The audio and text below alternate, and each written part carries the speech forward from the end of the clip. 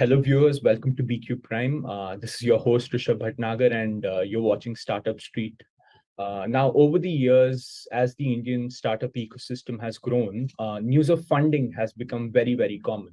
For example, over the last couple of months, InsuranceDekho has raised a large Series A round. FreshToHome raised a large Series D round. But what exactly does it mean when a company raises a Series A, B, C, D round? To decode that, we have with us Shruti Srivastava. She is a venture capitalist with Avaana Capital. Hi, Shruti. Welcome to BQ Prime. Hi, Rishabh. Happy to be here. So for our viewers, Shruti, can you elaborate on what this series style of funding is and what these various funding stages mean for a company? Sure. So, Rishabh, these are just names that are given to subsequent rounds of funding that a company is raising. And for people to understand, they should see these funds as the equivalent of filling petrol in a car. The founders are the drivers, the car is the startup, and the funds are basically the petrol that is going to get them from point A to point B. At which point, if you have not, if you're not, say, generating petrol of your own, you will need to add more to get to your get to point B to point C. Right? That's how these fundraisers should be viewed. Um, the market has become a little distorted in the last few years, and so the traditional definitions of seed, Series A, Series B have kind of broken down, and so we should take the last few years more as an aberration than the rule. Typically, your seed round happens at a stage where the company is more at an idea or a concept stage. There's a blueprint, a plan in place. Some minimum viable product has been created. So, a minimum viable product is something that you can test with potential customers, right? Where it is a little beyond a concept, but it is not something you can really sell in the market right now. That's typically the point where a seed round happens. In cases we have seen pre-seed rounds also happen. That happens in cases there is the expectation that a little more validation on the concept itself might be needed. So there are lots of great ideas where people might not have enough confidence to put capital, and they will want to see more proof that this can work before putting more money in those cases we see pre-seed rounds happening. As I said before, this is just nomenclature at best, right? When you move to the next stage, Series A, typically it is where your early product market fit should be seen. So when I say product market fit, we are talking about customers who are seeing value. At least you have some customers who are seeing value, who are also indicating that they can pay for that value, right? And then, so which means that there is some, and the size of this set of customers is not insignificant. You don't have like two customers that are saying, okay, I will pay, right? And that again depends on nature of business. If it is, say, a consumer facing company, you will need at least a few thousand customers that are willing to pay. If it is selling to large enterprises, and even two are willing to pay, it is more than good enough, right? And then you move to the next stage, which is your Series B, and this is where your building blocks for scale need to be in place. So at Series A, you know that customers can pay. This product, has acceptance in the market. It's not just a great idea, but can become a good business. And then you start to bring together pieces that can help this product become a business. And for that, you then raise a Series B round, because that quantum of funds helps you grow accordingly. Does that simplify? Shruti, going by what you said, so there's a definite markup in the maturity of a business as these rounds grow, right? So Absolutely. a Series E company would definitely be more mature than a seed stage company, right? Absolutely. So in terms of pure metrics, say customers or monetization, what are these changes like in a seed company or a Series C company? What are the metrics that change? So the quantum of change in metrics is really dependent on the nature of the business itself, right? So if it is a company where to get to say 50 million in annual revenue, you probably need 6 customers, or you need say 12 customers.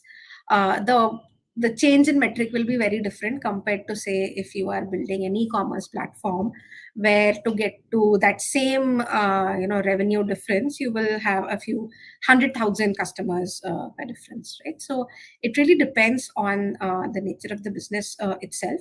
But broadly, the metrics that one looks for are revenue.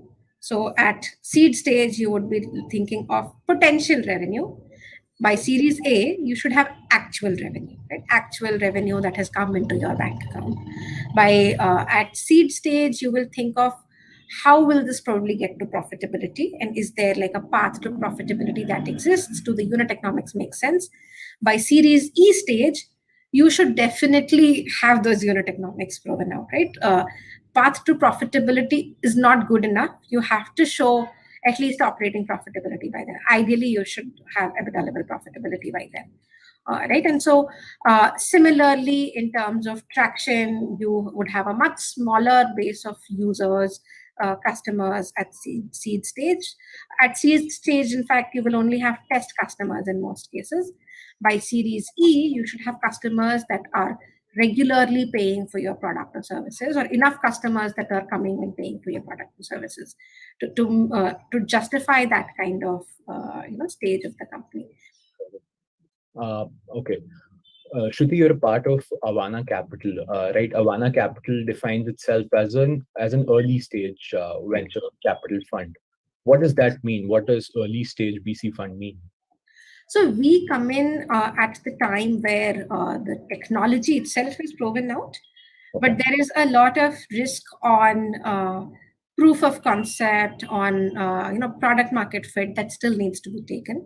So at the time that we come in, companies have an idea, they have some of those minimum pieces of the product in place, and with us they help test it out with a larger customer base, get some early revenue, and then start looking at collecting these building blocks for scale. So to convert it to the series jargon, we typically do seed to series A. Okay, understood. And we invest only in climate focused startups. So we are also thematic that way. I taken. Got it. Shruti, one last question. If why doesn't a startup go directly to a Series A round?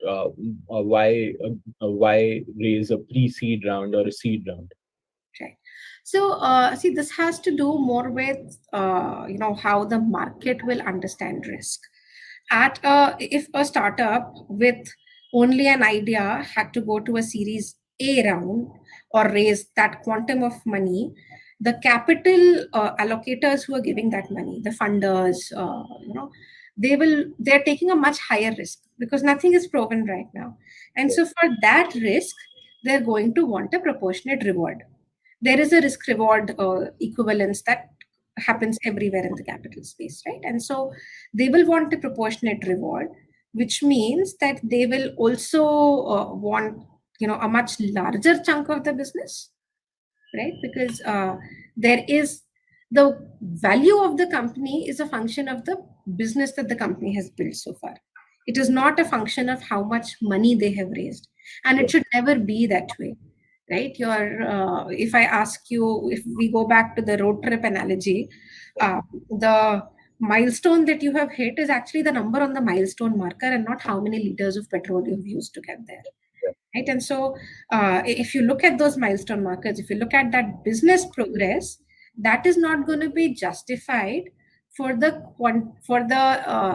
business size that the founders are expecting, the valuation that the founders might want, right? Or they might not be comfortable with the kind of equity that they will have to give away for that, which is why it is also in the founder's best interests to stage gate that risk, right? So the market, the capital allocators will stage gate that risk. The founders also want to stage gate their dilution. Right. Why will you want to give away 50% in the first go when you know that diluting say 20%, by giving away 20% of your company, you can prove some things out, and when you go out in the market, you'll have to dilute 20% of the remaining 80%, right? And not 50% in one go. So that's the math that works. Got it. Thanks, Shruti. Viewers, I sincerely hope that was of some help for those of you looking to better understand the startup world. Thank you so much. Thanks again, Rishabh, for having me.